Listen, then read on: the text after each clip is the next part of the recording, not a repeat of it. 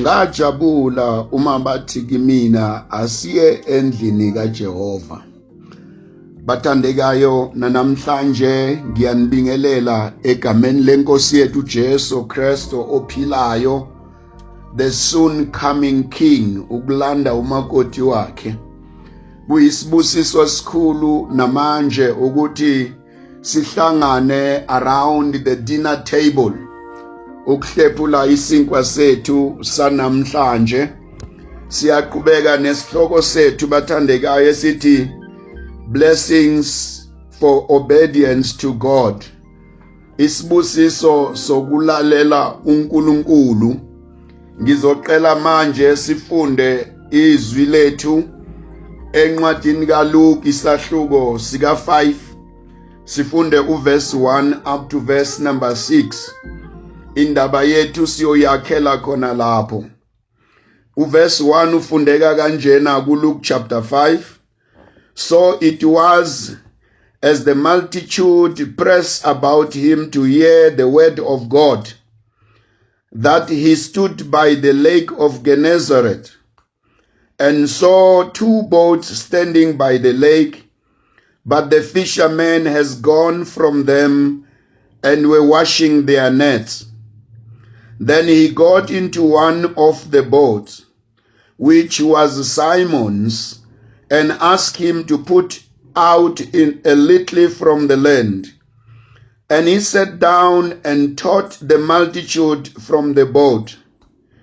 When he had stopped speaking, he said to Simon, "Launch out into the deep and let down the nets for a catch."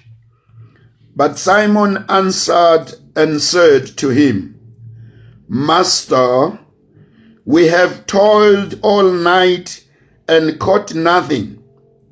Nevertheless, at your word, I will let down the net." And when they had done this, they caught a great number of fish, and their net was breaking. Father, in the name of Jesus, this is your word. Use it, Father, to transform us and to develop us, to increase us, to expand us, to heal us, in the mighty and wonderful name of Jesus Christ. Amen. Lasifunda khona bathandekayo, sibona iBhayibheli lisilethela umfanekiso, lisilethela indaba eyayenzakala ngezikhathi zokuhamba kukaJesu njengomuntu la emhlabeni. Lithi iBhayibheli uJesu uthola bo Simon Peter baqedile bezabalaza ubusuku bonke. uPeter wayene company yokubamba inhlanzi. Kodwa lobo busuku lithi iBhayibheli bebasebenzile baze badela bangatholi lutho. Emsebenzini bebavamile bajwayele ukuwenza. iBhayibheli lithi wabese uJesu mayefika lapho akaqalanga labe babambeke khona ngokubona kwabo.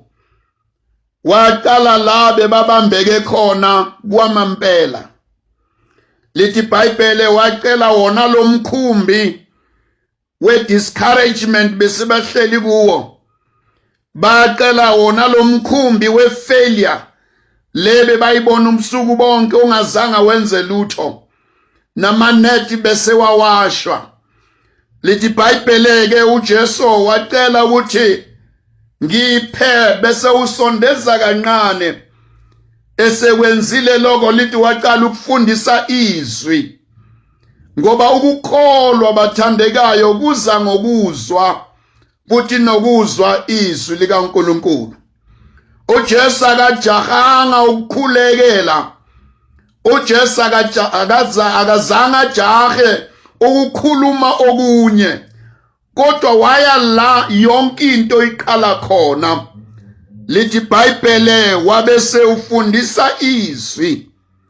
esefundisile izwi boPeter balalele bayezwa lento impela bebayidinga amandla ayabuya bayaqala ukubona ukuhlukanisa ukuthi ngampela ngaphandle kwezwi ayikho into engayenzakala ulwazi esilitholayo emhlabeni likahle kodwa lina laliphelela khona ubuhlakani esibtholayo emhlabeni bukahle kodwa bunalabuphelela khona makabongwe uNkulunkulu owadala konke ngezwi lakhe namhlanje lisadala izwi likaNkulunkulu lithi iBhayibheli seqedile ukufundisa wabese utshela boPeter hayi ngiyayithanda mina le verse 4 maseyikhuluma yithi when he has stopped speaking he said to Simon launch out into the deep and let down the nets for a catch. Akade uJesu ake uzame. Akade ake ufake ebujuleni mhlawumbe. Uthi nginesiqiniseko ngoba ifoundation seyibekiwe. Hallelujah. Ifoundation elizwi likaNkulunkulu. Foundation enguKristu uqobo lwakhe was laid ukuthi laba faile khona bangasafeile labe babambeke khona bakhululeke labe bangakwazi ukungena khona bangene basuke ebumnyameni bangene ebukhanyeni uthi uJesu Peter ngiyabona sewugivaphile Peter ngiyabona usabalazile impela kodwa ngisathi mina khona la uhluleke khona izolo ngena ngezwi likaNkulunkulu ake uphonsele inethi lakho ubambe nami namhlanje ngikhuluma nawe namhlanje la ukhona ngikhuluma nawe ubhekane nalesimo obhekane naso ngithi izwi likaNkulunkulu linamandla okudala kodwa kulabo abalalelayo nabakholwa yilo uthi uJesu Peter awuphonsele cela sizwane bathandekayo akathi uJesu Peter leta ngikuphonsele uthi uJesu Peter ngikupha izwi nali mana kulo uphonsa inethi lakho ngikupha izwi nali mana kulo uphumelele ngikupha izwi nali mana kulo wenze lokuhluleka izolo bese uyaphumelela namhlanje ngikupha izwi Peter elinamandla okudala konke mana kilo utshintshe isimo sempilo yakho hallelujah praise the name of Jesus yangaza le ndoda bese uPeter uyaresponda verse 5 uthi but Simon Peter answered and said to him Master, we have toiled all night and caught nothing. Awu Jesu ukhuluma into esiqeda ukuyenza. Siyenza amahora amaningi. Siyenza amathuba esivumela. Kwakusebusuku bekungeke ukuphazamisa inhlanzi. Wena uza ngabo 9 inhlanzi sezisukile asatholakali kodwa uthi siphonsele besakathi kodwa ngenxa yezwi lakho ngenxa yokusho kwakho bathandekayo kunesibusiso ekulaleleni uNkulunkulu kunesibusiso sokukhohlwa yiko konke kwayizolo ukwehluleka kwakho ukwehluleka kwami ukuhluleka kwethu izinto esingazange zambe kahle mhlazana senza ngamandla wethu izinto esingazange zambe kahle mhlazana senza ngokuhlakanipha kwethu izinto esingahambanga kahle mhlazana silandela amazwi wabangani bethu kodwa namhlanje uthi uPeter ungasho njengaye nawe ngokusho kwakho uNkulunkulu okusho ukuthi ngokusho kwezwi lakho ngizokukwenza. Angizoyenza ngoba ngiyazi kuphela, angizoyenza ngoba ngihlakaniphile kuphela, angizoyenza ngoba ngifundile kuphela, angizoyenza ngoba ngiyaqualifya kuphela, kodwa ngizokwenza ngime ezwini lakho. Noma isimo sibuke ngathi asivumi, kodwa izwi liyadala. Kunesibusiso bathandekayo ekulaleleni. Asimlaleleni uNkulunkulu ezwini lakhe uma ekhuluma. Asimlaleleni ngegama lika Jesu ngiyamema. Ngokusho kwakho, ngokusho kwezwi lakho ngiyophonsela. Bese uverse 6 uthula ubufakazi lithi, and when they had done this, okusho ukuthi uma sebephonsela amanethi, baphonsa kuyo le ndawo abahluleka kuyo ubusuku bonke, baphonsa kuyo la kuthiwa kusana lutho, baphonsa kuyo la kuthiwa hayi sizame wonke amakhona, ayikho into esazenzeka, bayaphonsa kodwa basaphonsi ngalo mqondo wayizolo, baphonsa sebemezwini lomdali wezulu nomhlaba. Nami nawe namhlanje singama kulo lelizwi, sihlulekile izolo yebo ngamandla wethu, sihlulekile izolo yebo ngokuhlakanipha kwethu, kodwa namhlanje egameni lika Jesu ungama ezwini bese kutshintsha isimo sakho.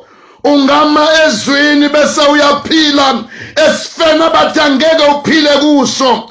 Ungama ezwini kuvuleka umnyango lo abathi angeke usavuleka. Ungama ezwini kuvuleka isibelethelo, isibeletho okuthi angeke usazala umntwana. Ungama ezwini isibeletho sakho sivuleke njengesika mama uSara. Ungama ezwini amehlo wakho avuleke uthi ngangaboni sengiyabona. Ungama ezwini ibhizinesi lakhe liwile bathi angeke lisavuka bese liyavuka. Ungama ezwini umuzi wakho uvuseleleke lona bathi angeke usalunga, angeke kusalunga, angeke kusalunga. Lithi iBhayibheli engifuna sikubambe nabo uthi Peter, kodwa ngokusho kwakho, okusho ukuthi ngizolimamela izwi lakho. Kunesibusiso esikhulu uNkulunkulu asiphe sona abazalwane. Izwi likaNkulunkulu liyadala, izwi likaNkulunkulu liyayivula indlela, izwi likaNkulunkulu liyisibane enyaweni zethu, libe ukukhanya kwendlela yethu. Izwi likaNkulunkulu liyaphila, liyahlukanisa imikhuba abasazi ngayo ukuthi yiyo esihlulekisayo. Izwi malingena lifike enhlizweni liyahlukanisa. Uthi uPeter, ngokusho kwezwi lakho. Bathandekayo, na inselele engiyiphonsa kuwe. Bonke abantu abahluleka banomlando ukuthi bayenzani nani kwaze kwahlulekeka. uSawuli uma eme phambi kukaGoliath wayenesizathu sokuthi ungani angeke amnqobe uGoliath. Bathi kuze umfana uthi ngiwuzwile umlando kaGoliath, ngizwile nokuthi waqala ukulwa engakanani, akungihluphi lokho ngoba mina ngizoza ngigibele izwi lomdala wezinsuku. Sanibonana ekhaya, zoza ngigibele izwi uthi angiphathani inkemba, angizi ngokuhlakanipha namandla ami, bathi ngisa ngegama likaJehova omdelelile, omthukayo, uNkulunkulu kaIsrayeli. Namhlanje mthandekayo, kunezimo ezinyakazisa impilo yakho. Wenze kahle konke, kodwa kwasola into eyodwa engikumemela kuyo namhlanje. Izwi likaBaba uNkulunkulu eliphilayo, izwi likaBaba uNkulunkulu elinamandla okudala, izwi likaBaba uNkulunkulu elingukukhanya kwethu. uNkulunkulu mayekhuluma ngalo utalisuke ezulwini lize emhlabeni, libuyele emuva lingawenzanga umsebenzi. Nalapha ekhaya lizowenza umsebenzi, nalapha empilweni yakho lingayenza umsebenzi, nasesimeni sakho lingawenza umsebenzi, ngoba linamandla okukwenza ngoNkulunkulu osiphe lona. Ncwadi kaMatthew chapter 7 verse 24 and 25, it therefore whoever hears this saying, which means these words of mine, and does them, I will liken him to a wise man who built his house on the rock. Namhlanje ngokulalela nokwenza izwi likaNkulunkulu ungafaniswa nendoda ehlakaniphile eyakhele phezu kwedwala. Kunama challenges namhlanje esibhekane nawo. Mhlambe ubhekane nama challenges we-health, impilo yakho ayilungi.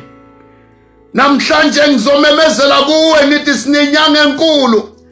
We have got a great physician, and his name is Jesus Christ. Him alone is able ukusilapha izifo zethu. Encwadini ka-Exodus chapter 15 verse 26 uthi nguJehova Rafa, uNkulunkulu ophilisayo. Sanibonana ekhaya, mhlambe awuphumeleli ezomnotho azambi kahle nezempumelelo, uhlele endaweni eyodwa akuqhubeki lutho. Lalela ukuthi uthini uNkulunkulu ngawe. Encwadini yamaHubo 115 verse 14 and 15 uthi, may the Lord give you increase more and more, you and your children. May you be blessed by the Lord who made heaven and earth. Hallelujah. Siyochintsha lesimo mhlazana ugibela phezu kwedwala. Siyochintsha lesimo mhlambe wakha phezu kwaleli dwala. Siyochintsha lesimo mhlazana ungasazithembi wena, themba izwi likaNkulunkulu. Mhlambe ekhaya uyakha kulungi, uneminyaka, you are about to give up. Ngithi mina namhlanje mthandekayo, vumela uNkulunkulu ayakhe ikhaya lakho, vumela uNkulunkulu akhe umuzi wakho, ngokuba amaHubo 127 verse 1 utabakhayo uma uJehova ngekho bakhela ize. Ngavuma ukuba udideke ulahleke, ngasavuma ukulahlekelwa elinye ihora noma iminute, usazabalaza, kanti uJehova uyakunqobela. Wakhayo uma uJehova ngakhi naye wakhela ize. Mhlambe awujabuli ngobudlelwani bakho noNkulunkulu nobudlelwani bakho nabantu. Encwadini kaLuke chapter number 2 verse number 52 ifundeka kanje, and Jesus increased in wisdom and in stature and in the favor of God and men. Mawakhela ezwini likaNkulunkulu, favor kaNkulunkulu iba phezu kwakho. You are favored by God and you are favored by people. So stand with some. dadewethu mfowethu enkosini, na inhlanhla ungayithatha uyifake ekhaya. Na inhlanhla ungayithatha uyifake ku-business lakho. Na inhlanhla ungayithatha uyifake in your personal life. Bengobusekile uphuma, bengobusekile ungena, ubengobusekile usemasimini noma usedolobheni. Izibusiso zenkosi uNkulunkulu Baba wethu zik-overtake left and right. Kungenzakala kanjani na ngokulalela izwi likaBaba uNkulunkulu, okungukulalela uBaba uNkulunkulu uqobo lwakhe. Sesiphetha mhlawumbe unazo zonke izinto kodwa unakuthula. Ngithi mina kuwe uKristu angaba ukuthula kwakho. Encwadini yabase-Efesu chapter number 2 verse number 14 uthi, for he himself is our peace, who has made both one and broken down the middle wall of separation. uJesu angaba ukuthula kwakho kuloko kuzanyazanyiswa umhlaba, wena ungaba nokuthula. Ingako lithi iBhayibheli kwake kwafika isivunguvungu, abafundi bakaJesu bayakhala bathi, Jesu ulaleleni sifa na? Ngoba lalela, i-environment akusiyiyo edetermina ukuthula kwakho, kodwa lo phakathi kwakho nguyena odetermine ipeace yakho. May Christ be your peace today. May Christ be your peace tomorrow. May Christ be your peace in your marriage. May Christ be your peace in the future. Ipeace yakho angeke ilethwe ukuthi izohlala kilo linamasosha angakanani, kodwa ukuthula kwakho kuyoza ngokulalela izwi likaNkulunkulu, uze umenze uKristu abe ukuthula kwakho. Ukuthula ekhaya, ukuthula emsebenzini, ukuthula ezweni lakithi, ukuthula kulingi phakathi lakho, ukuthula ezimeni zonke ezithinta impilo yakho. Ngegama likaJesu akube njalo. Amen.